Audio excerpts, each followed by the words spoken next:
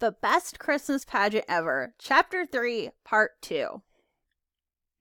Yes, Ralph is going to be Joseph, and the others are going to be the wise men and the angel of the Lord. You must be crazy, this Mrs. Hazelbeck told Mother. I live next door to that outfit with their yelling and screaming and their insane cat and their garage door going up and down all day long. And let me tell you, you're in for a rowdy time. Some people said it wasn't fair for a whole family who didn't even go to our church to barge in and take over the pageant.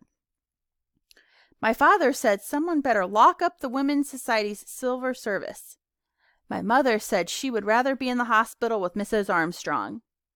But then the flower committee took a potted geranium to Mrs. Armstrong and told her what was going on, and she nearly fell out of bed, traction bars and all. I feel personally responsible, she said. Whatever happens, I accept the blame. If I'd been up and around and doing my duty, this would have never happened. And that made my mother so mad she couldn't see straight. If she'd been up and around, it wouldn't have happened, Mother said. That woman. She must be surprised that the sun is still coming up every morning without her to supervise the sunrise. Well, let me tell you. Don't tell me, my father said. I'm on your side. I just mean that Helen Armstrong is not the only woman alive who can run a Christmas pageant. Up until now, I'd made my mind up just to do the best I could do under the circumstances. But now, she stabbed a meat fork into the pot roast. I'm going to make this the very best Christmas pageant anyone has ever saw, and I'm going to do it with the Herdmans too. After all, they raised their hands and nobody else did. And that's fine. And it was too.